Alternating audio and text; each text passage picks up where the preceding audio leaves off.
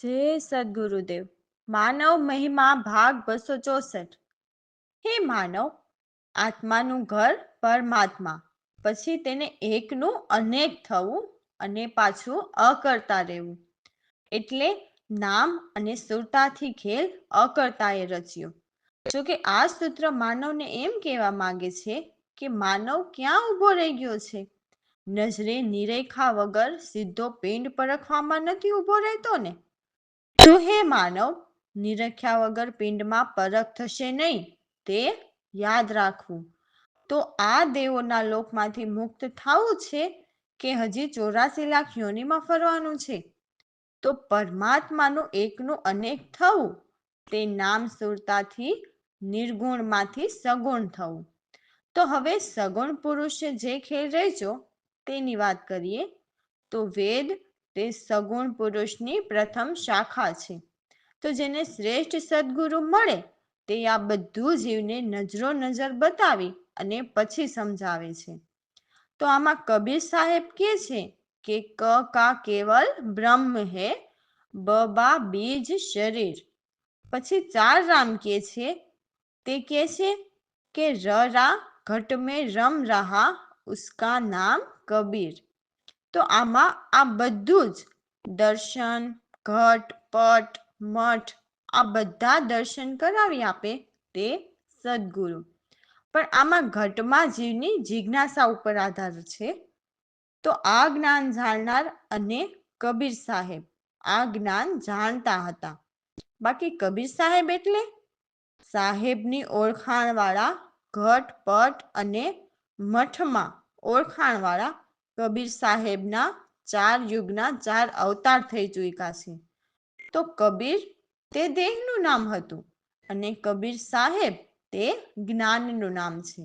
તો જ્ઞાન એટલે પરમાત્મા. તો ત્રિલોકીની રચના એવી રચી કે કોઈ પણ જીવ આપણા 3 લોકમાંથી અમર લોકમાં જવો જોઈએ નહીં.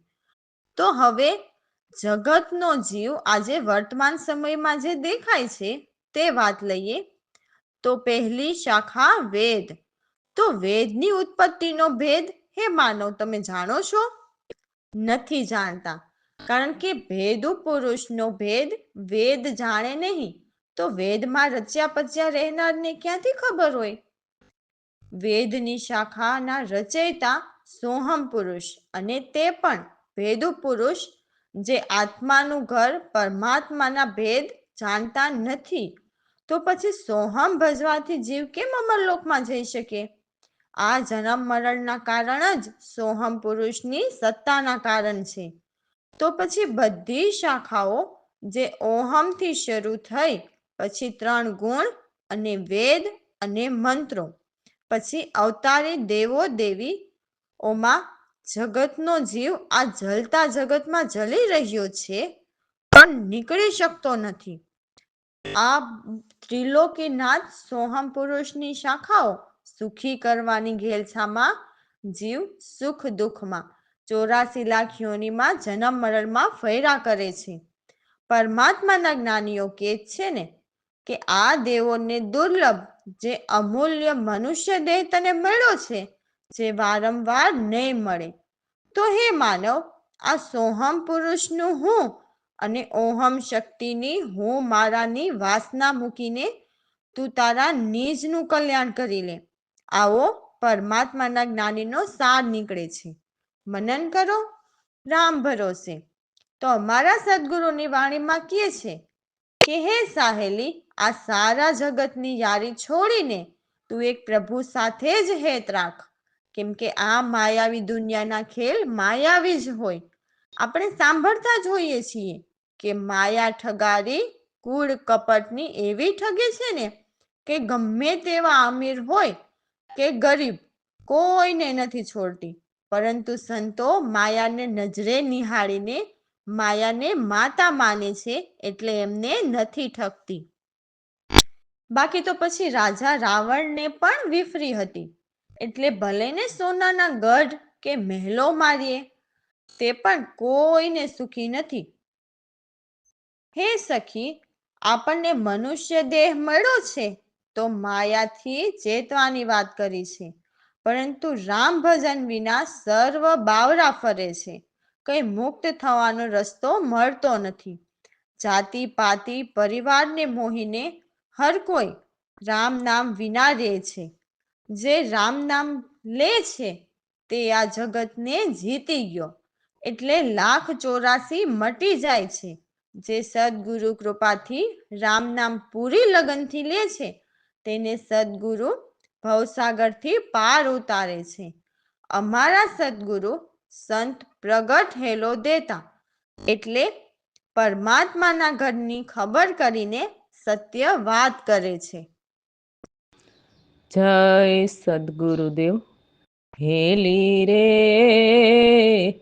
તોડ સકળથી કરીને રે હરિ નામ સાથે રાખીએ માયા ઠગારી કુળ કપટની રાજા રાવણને વિફરી રે સોનાગઢમાં બિરાજતા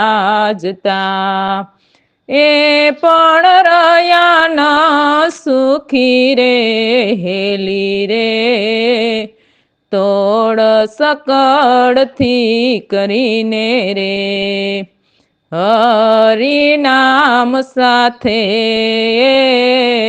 રાખીએ મળ્યો મનુષ્ય અવતાર રે ખબર કરનાર ચેતરે રામ ભજન વિના રે બાવરા એ રે યમના કોળિયા રે હેલી રે તોડ સકળથી કરીને રે હરિ નામ સાથે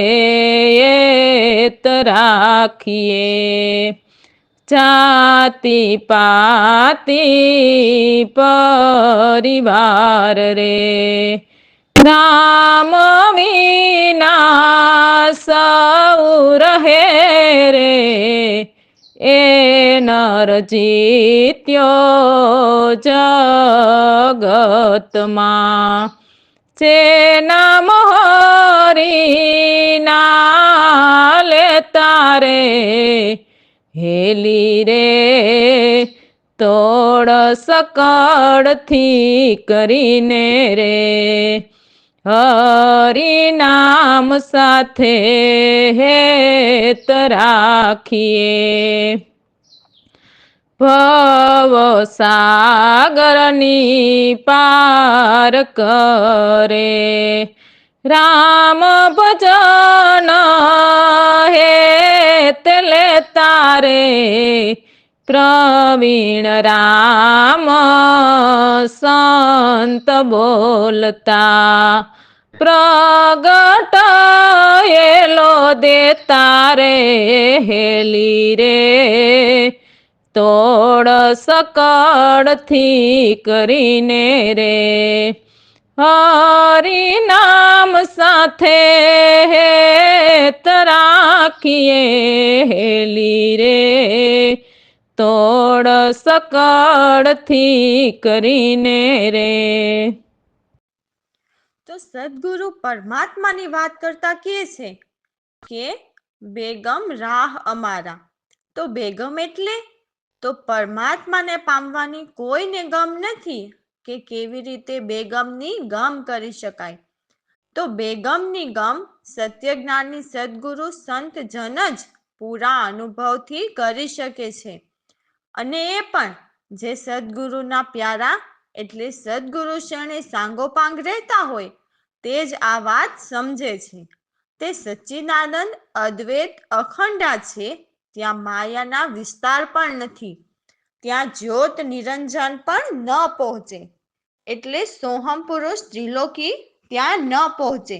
ત્યાં શબ્દ કે હોકાર કશું જ નથી. ત્યાં 14 લોક કે જલ સ્થળ નથી. રવિ ચંદ્ર કે તારા પણ નથી, ત્યાં 10 અવતાર નથી, ત્યાં 7 સમુદ્ર નથી, જેમ કે 1 રૂપસાગર, બીજું મધિક સાગર, ત્રીજું રત્નાકર સાગર, ચોથું દધી સાગર, પાંચમું સ્વાદિક સાગર, છઠ્ઠું ક્ષીર સાગર અને સાતમું ક્ષાર સાગર.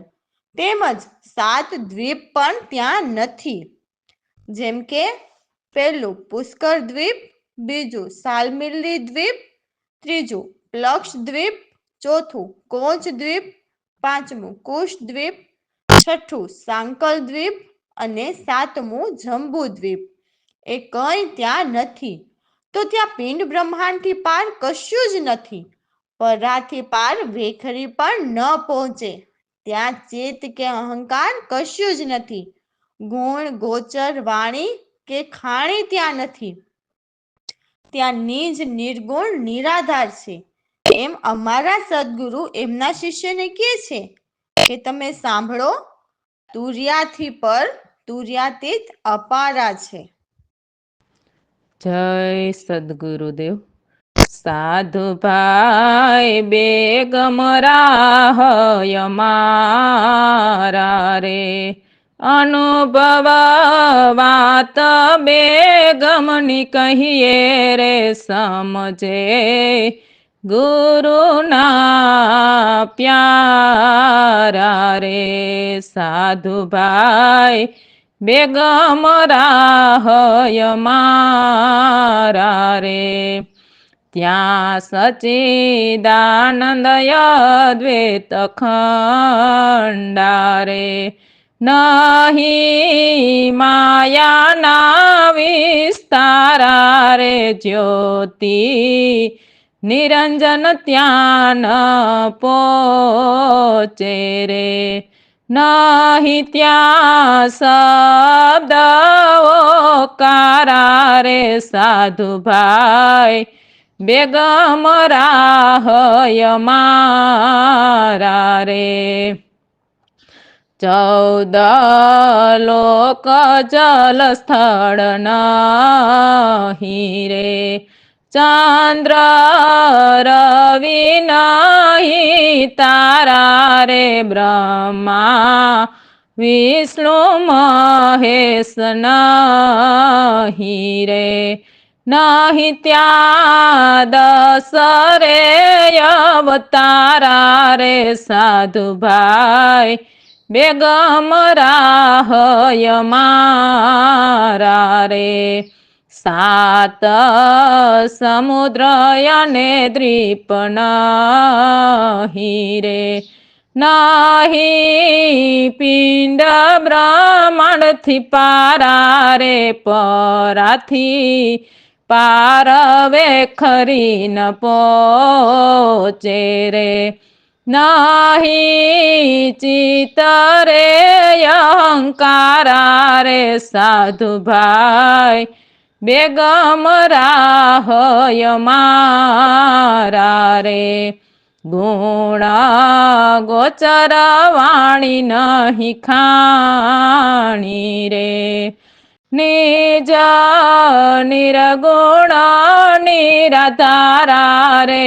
કહે પ્રવીણામ સાંભળો દાસલાલ રે, તુર્યાતીત રે અપારા રે. સાધુ ભાઈ બેગમ રાહય મારા રે. અમારા સદગુરુ કહે છે કે જેમણે સફાઈ કરી તે તો છે જ, કે બહાર દેખાવ કરવા દેહને સુંદર બતાવવા માટે ઉપર સાફ કરે છે, પરંતુ દિલ તો એટલું મેલું ભરેલું હોય છે, તો એની સફાઈ કોણ કરશે? તો એ પણ આપણે ખુદને જ કરવી પડશે ને. તો દિલની સફાઈ કેવી રીતે કરી શકાય? તો સદગુરુ શરણે રહીને. તો કેવા સદગુરુના શરણે રહીને? તો જે સદગુરુએ પોતાના દિલ સાફ કર્યા એવા ગુરુના શરણે રહીને, નહીં કે ભીતર વિકાર વૃત્તિ ભરેલી હોય એવા ગુરુને. તો જે સત્ય જ્ઞાની સદગુરુ હોય છે તે શબ્દ સુરતાનું ભજન કરાવીને દિલની સફાઈ કરતા શીખવે છે. તો સફાઈ હોય તો એવી હોવી જોઈએ, એટલે આપણા દિલ સાફ હોવા જોઈએ. અને ગંદાઈ હોય તો એને ગંદાઈ કહેવાય, કે જેમના દિલ વિકાર વૃત્તિઓથી ભરેલા હોય તો તેને ગંદાઈ કહેવાય છે, અથવા તો એવી મેલાઈ કહેવાય છે. આ તો ઉપર સાફ કરીને ઇસ્ત્રી કરેલા કપડાં પહેરીને નર નારી ઉપર ઉપર શુદ્ધ રહી, પરંતુ આ નિર્મળ દેહ મળ્યો છે તેને ભીતરથી ધોવો, કેમ કે ભીતર નાની મોટી 72,000 નાડીઓ છે, તે વિકાર ભરેલી છે, તો તેને શુદ્ધ કરવાનું કહે છે. કેમ કે જેમના દિલમાં કપટ ભરેલા હોય તો કુટિલાઈ હોય તો એવી હોય છે. કેમ કે એ કુટિલાઈ માનવને નરકે પણ લઈ જાય છે. હે માનવ, વસ્ત્ર અને અંગોને ધોવામાં ઝાઝી વાર નથી લાગતી, પરંતુ મેલા મનને ધોતા અનેક જન્મારા જતા રહે છે. એટલે ચડાઈ કરવી હોય તો એવી કરો કે હવે આ મનુષ્ય જન્મમાં મેલા મનને સદગુરુના શરણે રહીને ધોઈ નાખવા છે. એટલે મેલા મનને શુદ્ધ બનાવવું છે. સૌના અંતઃકરણમાં એટલે મન, બુદ્ધિ, ચિત્ત અને અહંકાર એવા અનેક દોષ ભરેલા હોય છે. તો એ પાપ વિક્ષેપ ભર્યા આવરણ, એટલે સત્ય માર્ગે બાધા પહોંચાડે તેવા હોય છે. તો જ્યારે એ દિલના દાગ મટે ત્યારે પવિત્ર બનીએ. એટલે પવિત્રતા હોય તો એવી હોવી જોઈએ. શીલ નિષ્કામ, એટલે શીલ સંતોષી ભક્તિ કરતા નિષ્કામ ભક્તિ, એટલે કોઈ આશા તૃષ્ણા વિનાની ભક્તિ કરતા જ્ઞાન સાબુ લગાવીને અમારા સદગુરુ કૃપાથી ભક્તિ જલમાં દિલ ધોયા. તો અમારા સદગુરુ કહે છે કે ત્યારે જ શુદ્ધ સાફ થઈએ. એટલે દિલની ધુલાઈ કરવી હોય તો એવી કરીએ. જય સદગુરુદેવ. જેને સફાય દિલની કરી રે, સફાય વોય તો એવી વોય રે. જેના દિલ ગંદા થઈ રહ્યા, મેલાય વોય તો એવી હોય. ઉપરથી સાફ રહે નર નારી, નિર્મલ કપડા બદલ ધોઈને, દિલમાં કપટ ભર્યા જેના રે. કુટિલાય હોય તો એવી હોય, જેને સફાય દિલની કરી રે. વસ્ત્ર અને તનની સફાઈમાં વાર ઝાઝી નથી લાગતી, અનેકો જન્મ ધોય મનને, ચઢાઈ હોય તો એવી હોય, જેને સફાય દિલની કરી.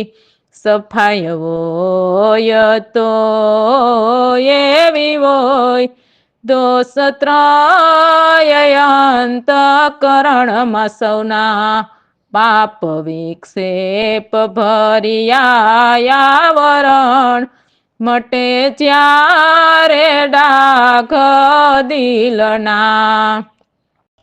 પવિત્રતા હોય તો એવી હોય, જેને સફાય દિલની કરી રે. સફાઈ હોય તો એવી હોય, મટે જ્યારે ડાઘ દિલના. પવિત્રતા હોય તો એવી હોય, શીલા નિષ્કામ ભક્તિ જલમાં. જ્ઞાન સાબુ લગાવી દિલ ધોયા રે, પ્રવીણ રામ કહે સાફ થઈએ જ્યારે, ધુલાય હોય તો એવી હોય જેને સફાય દિલની કરી રે, સફાય હોય તો એવી હોય જેને સફાય દિલની કરી રે. તો અમારા સદગુરુ કહે છે કે કરી સસ્તી જગમાનમાં, એટલે 5 પૈસાની પાસેર.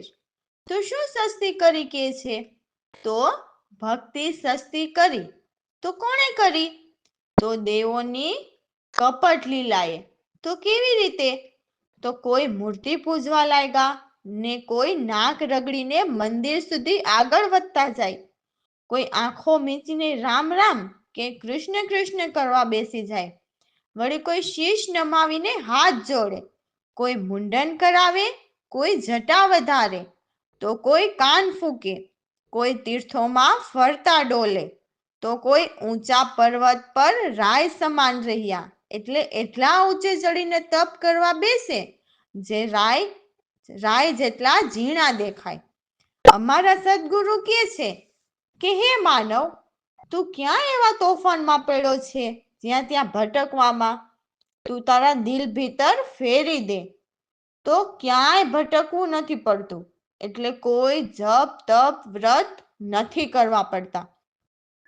એટલે ઉપરની વાણીમાં કીધું ને કે દિલ સાફ કરો, તો આ વાણીમાં પણ એમ જ કહે છે. અમારા સદગુરુ તો સત્ય જ કહે છે કે આવા ભાંડ સમાન ભેગ શા માટે ધરે છે? મન વિષયોથી દૂર કરીને આવા પાખંડ દૂર હટાવો. રામ ભરોસે. જય સદગુરુદેવ. કરી સસ્તી જગમાનમાં પૈસાની 5 પાસેર રે, કોઈ મૂર્તિ પૂજવા લાગિયા નાક રગડી કરે આગળ, કરી સસ્તી જગમાનમાં પૈસાની 5 પાસેર રે, કોઈ આંખ મીચી બેસી જાય, કોઈ શીશ નમાવી હાથ જોડે રે, કોઈ મુંડન કોઈ જટા વધારે, કોઈ કાન ફૂકાવે રે, કરી સસ્તી જગમાનમાં પૈસાની 5 પાસેર રે, કોઈ તીર્થોમાં ફરતા ડોલે, પર્વત રાય સમાન રહ્યા રે, ક્યાં પડ્યો તોફાનમાં તું દે દિલ ભીતર ફેરી રે, કરી સસ્તી જગમાનમાં પૈસાની 5 પાસેર રે, પ્રવીણ રામ સંત સહુ પુકારે, ભાંડ સમાન ભેખ કેમ ધરે રે, મન વિષયોથી વશ કરીને પાખંડ દૂર હટાવો રે, કરી સસ્તી જગમાનમાં પૈસાથી 5 પાસેર રે. રામ ભરોસે.